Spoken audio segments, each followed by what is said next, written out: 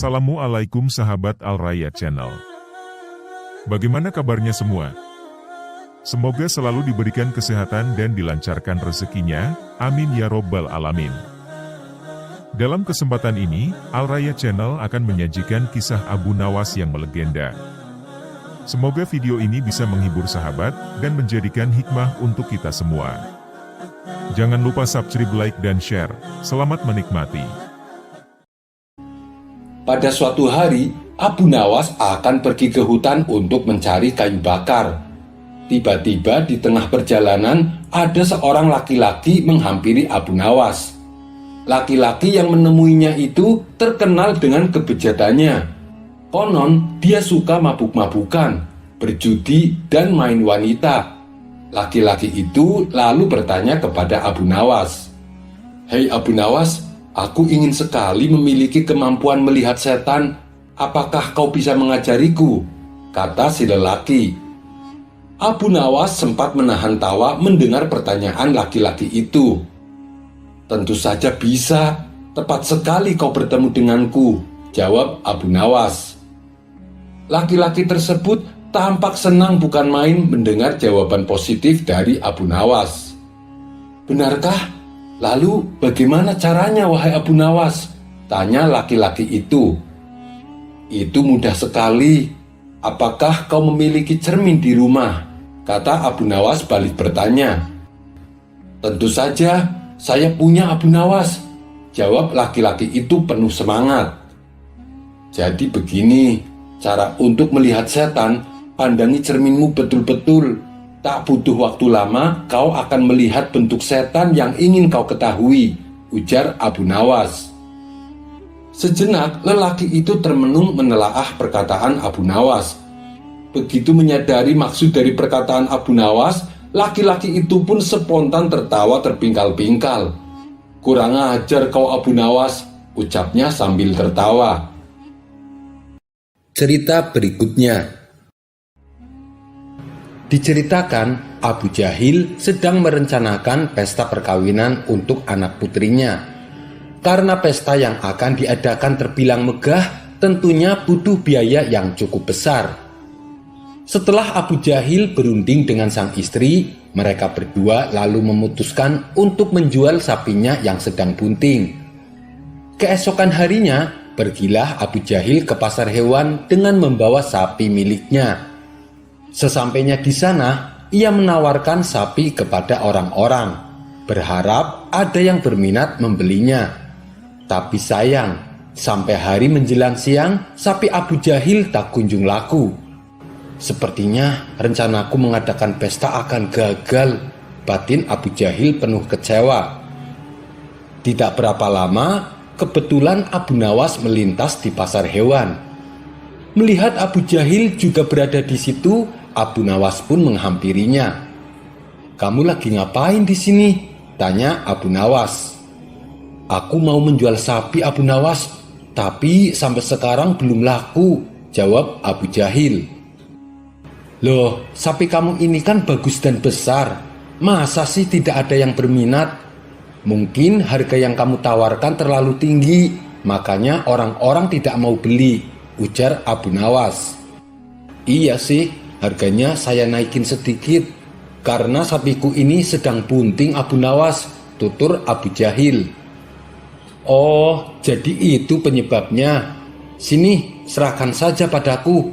Aku akan menjualkannya untukmu," kata Abu Nawas. Abu Jahil pun lalu memasrahkan sapinya kepada Abu Nawas.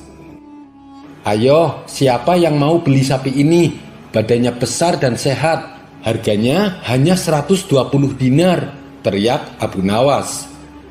Kemudian salah seorang menghampiri untuk coba menawarnya. "Sapi seperti ini wajarnya dihargai 100 dinar. Masa sampai 120 dinar? Ucap orang tersebut. "Ini sapi sedang bunting, Tuan. Makanya harga saya naikin sedikit," kata Abu Nawas menjelaskan. "Benarkah? Baiklah, saya beli sapi ini," balas orang tersebut. Akhirnya, berkat bantuan Abu Nawas, sapi milik Abu Jahil berhasil laku dijual. Uang hasil penjualannya lalu Abu Nawas berikan kepada Abu Jahil. Tuh kan, sapinya cepat laku, makanya kalau jual sapi jangan lupa memberitahu kelebihannya, tutur Abu Nawas. Terima kasih Abu Nawas, hal itu tidak terpikirkan olehku, balas Abu Jahil. Oh iya, ngomong-ngomong, kenapa kau menjual sapimu? Tanya Abu Nawas. Uangnya mau saya gunakan untuk acara pesta pernikahan putriku Abu Nawas, jawab Abu Jahil. Oh begitu, memangnya kamu sudah punya calon suami untuk anak putrimu? Tanya Abu Nawas kembali. Itu soal gampang Abu Nawas, yang penting saya sudah punya uang untuk mengadakan pesta yang megah dan meriah, jawab Abu Jahil. Maka pulanglah Abu Jahil menemui istrinya. Wahai istriku, sapinya sudah laku dijual dan kita tak perlu lagi pusing memikirkan biaya pesta, kata Abu Jahil kegirangan. Begitu juga dengan sang istri, ia pun turut bahagia mendengarnya. Sekarang kita tinggal mencari calon suami untuk anak putri kita. Besok malam undanglah semua teman-temanmu. Siapa tahu di antara mereka punya anak laki-laki yang cocok untuk jadi menantu kita, kata Abu Jahil kepada sang istri. Singkat cerita, pada malam berikutnya seluruh tamu undangan telah berkumpul di rumah Abu Jahil. Istri Abu Jahil lalu berkata di depan tamu undangan yang tidak lain adalah teman-temannya sendiri. Para hadirin sekalian, rencananya saya akan mengadakan pesta besar-besaran untuk perkawinan putriku. Tapi aku masih bingung mencari calon suami untuk anakku. Barangkali di antara kalian ada yang punya anak laki-laki yang mau menikah dengan anakku, tutur istri Abu Jahil. Mendengar hal itu, para tamu undangan langsung tertarik. Di antara mereka ada juga yang saling berbisik. Anak putrinya kan cantik sekali. Sayang, aku tidak punya anak laki-laki. Yang lain menimpali. Aku punya anak laki-laki. Sayangnya ia sudah menikah. Aku juga punya anak laki-laki. Tapi sayang, ia sudah bertunangan, sahut yang lain. Karena belum ada tamu yang merespon tawaran tersebut, Abu Jahil mengira para tamunya tidak ada satupun yang berminat. Maka tiba-tiba Abu Jahil berdiri dan berkata di hadapan para tamunya, "Yang terpilih sebagai calon suami anakku adalah pemuda yang beruntung.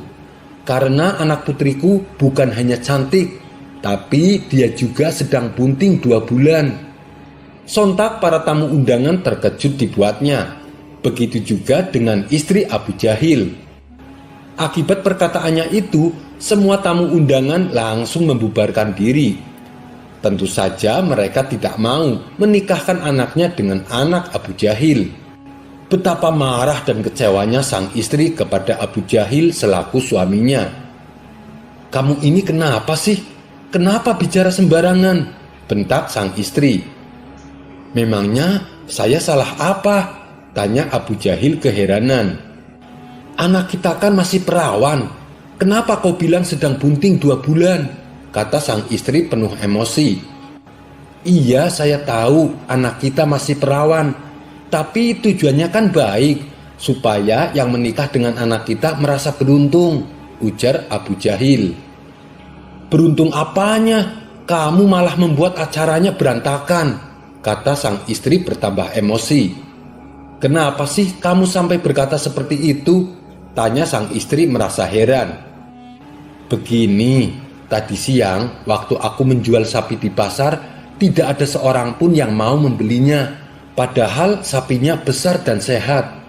Lalu datang Abu Nawas membantuku.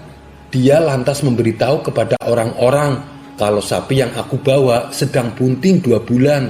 Tidak butuh waktu lama, sapinya langsung laku terjual. Makanya saya pakai cara Abu Nawas supaya anak putri kita cepat laku," kata Abu Jahil dengan polosnya. Sang istri langsung menepok jidat mendengar penjelasan Abu Jahil. Cerita berikutnya. Dikisahkan ada seorang pencuri yang gemar melakukan aksinya di kota Baghdad. Padahal si pencuri ini seringkali tertangkap tangan oleh warga, namun ia tak pernah jera dengan perbuatannya. Pernah suatu kali ia mencuri di rumah salah seorang saudagar kaya. Saat tengah menjarah barang-barang berharga, ia kepergok oleh si pemilik rumah. Saudagar kaya tersebut segera berteriak minta tolong. "Ada pencuri, ada pencuri!" teriaknya. Mendengar ada teriakan, para warga langsung berlarian menuju rumah saudagar kaya. Mereka lalu mengepung si pencuri agar tidak bisa melarikan diri. Tapi anehnya, si pencuri tampak terlihat tenang. Ia sama sekali tidak ada niatan kabur. Justru ia malah menghampiri warga yang mengepungnya. Tentu saja warga langsung membekuknya. Bahkan ada beberapa orang yang hendak memukuli, dan ada juga yang hendak melemparinya dengan batu. Di saat itulah datang menteri istana untuk mengamankan si pencuri. "Kalian tidak boleh main hakim sendiri. Jangan sampai ada yang memukul si pencuri, apalagi melempari dia dengan batu," teriak Tuan Menteri kepada para warga. "Tapi dia sudah seringkali mencuri, Tuan Menteri. Kami sangat geram dengan ulahnya. Biarkan kami memukulinya supaya jera," sahut salah seorang warga. "Kita lempari batu saja kepalanya, biar tidak meresahkan warga," timbal yang lain. Melihat emosi warga yang mulai tak terbendung, Tuan Menteri lalu berkata, "Kalau ada yang berani menyakiti si pencuri ini, saya tidak segan-segan menghukum kalian. Kalian boleh memukul atau melempar batu ke pencuri ini, tapi ada syaratnya," ucap Tuan Menteri. "Apa itu syaratnya? Kami sudah tidak sabar ingin menghukumnya," tanya para warga penasaran. "Syaratnya adalah siapa yang tidak pernah memiliki kesalahan boleh memukul atau melempari batu ke pencuri ini," balas Tuan Menteri menjelaskan. Dengan persyaratan tersebut, para warga hanya terdiam. Sebab mana mungkin ada manusia yang tidak punya salah. Bahkan anak kecil yang tidak berdosa pun pasti pernah melakukan kesalahan. Akhirnya para warga kemudian membubarkan diri. Sementara si pencuri dibawa oleh Tuan Menteri dengan dalih akan diproses di pengadilan. Tapi kenyataannya, di tengah jalan si pencuri malah dibebaskan dan disuruh pulang. Usut punya usut, ternyata si pencuri adalah sahabat karibnya Tuan Menteri. Beberapa hari kemudian, si pencuri kembali melakukan aksinya. Dan setiap kali tertangkap warga, Tuan Menteri selalu datang untuk menolong. Begitulah seterusnya, hingga pada suatu ketika si pencuri menyatroni rumah Abu Nawas. Kebetulan saat itu Abu Nawas baru saja mendapat hadiah emas dari Baginda Raja. Ketika si pencuri masuk ke dalam rumah dan hendak mengambil emas tersebut, Abu Nawas keburu memergokinya. "Hei pencuri, kurang ajar," hardik Abu Nawas. Bukannya kabur, si pencuri malah dengan tenangnya berjalan keluar meninggalkan Abu Nawas. Hal ini membuat Abu Nawas bertambah emosi. Ia lantas langsung memukul dan membekuknya. Si pencuri pun berteriak kesakitan. Mendengar ada kegaduhan di rumah Abu Nawas, para warga pun segera berdatangan. "Ada apa Abu Nawas?" tanya salah satu warga. "Orang ini hendak mencuri di rumahku," jawab Abu Nawas. "Lagi-lagi dia, seakan tidak ada kapoknya," kata salah satu warga. "Tidak lama lagi pasti akan dibebaskan Tuan Menteri," timbal yang lain. "Kita hukum saja rame-rame sebelum Tuan Menteri datang," sahut warga lainnya.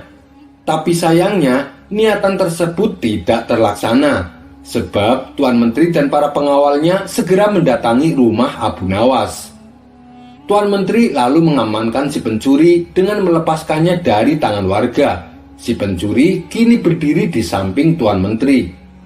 "Sudah saya peringatkan berkali-kali, kalian tidak boleh main hakim sendiri. Kalau ada yang berani menyakitinya, saya tidak segan-segan menghukum kalian," ancam Tuan Menteri kepada para warga. Tapi bagi siapa saja yang tidak pernah memiliki kesalahan selama hidupnya, boleh memukul atau melempar batu ke pencuri ini. "Ayo, silahkan bila kalian merasa sok suci," bentak Tuan Menteri. Mendengar itu, para warga pun terdiam seketika. Tapi tidak bagi Abu Nawas. Diam-diam, Abu Nawas mengambil 2 batu besar. Batu tersebut lalu dilemparkannya ke arah langit secara bersamaan.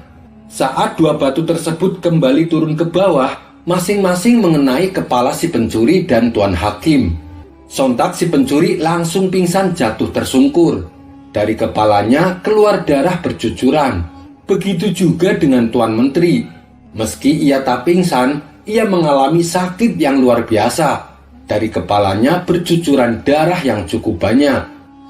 "Kurang ajar, siapa yang berani berbuat lancang melempar batu?" teriak Tuan Menteri penuh emosi. Karena takut menjadi sasaran amukan Tuan Menteri, orang-orang di sana lalu menunjuk bahwa Abu Nawaslah pelakunya. "Kurang ajar kau Abu Nawas, kau akan mendapat hukuman berat," bentak Tuan Menteri. "Salah saya di mana? Kenapa tiba-tiba saya dihukum?"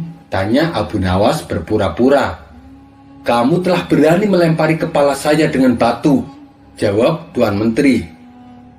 "Oh itu, bukankah tadi Tuan Menteri mengatakan sendiri, siapa saja yang tidak pernah bersalah selama hidupnya boleh melempari si pencuri dengan batu," balas Abu Nawas. "Jadi kamu merasa kalau kamu tidak pernah berbuat salah? Jangan sok suci kamu Abu Nawas," hardik Tuan Menteri. "Justru itu, karena saya orang yang pernah berbuat salah, makanya saya minta bantuan malaikat di langit. Saya berikan dia 2 batu dengan cara melemparkannya ke atas. Ketika malaikat langit mengembalikan batu itu ke bawah, ternyata yang kena bukan hanya pencurinya, tapi Tuan Menteri juga ikut kena. Mungkin malaikat langit lebih tahu bila selama ini Tuan Menteri bersekongkol dengan si pencuri," kata Abu Nawas menjelaskan.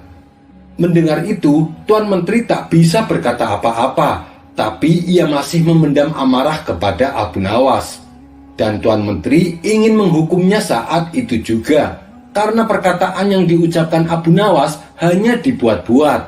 Belum sempat Tuan Menteri perintahkan pengawal untuk menangkap Abu Nawas, tiba-tiba Abu Nawas berkata kembali, "Kalau besok-besok dia sampai kedapatan mencuri lagi, dan Tuan Menteri menolong dengan alasan akan mengamankannya, maka batu ini bukan hanya akan saya berikan kepada malaikat langit, tapi akan saya berikan juga kepada Baginda Raja," ancam Abu Nawas. Mendengar perkataan tersebut, nyali Tuan Menteri mendadak ciut. Tuan Menteri yang tadinya bersikap garang mendadak berubah menjadi santun. Sebab Tuan Menteri tahu betul betapa dekatnya Abu Nawas dengan Baginda Raja. "Maafkan saya Tuan Abu, saya pastikan kali ini si pencuri akan mendapatkan hukuman," kata Tuan Menteri. Sejak saat itulah akhirnya si pencuri menjadi jera dan tidak mengulangi perbuatannya, karena Tuan Menteri sudah tidak berani melindunginya. Sampai di sini dulu perjumpaan kita. Semoga Anda terhibur. Wassalamualaikum warahmatullahi wabarakatuh.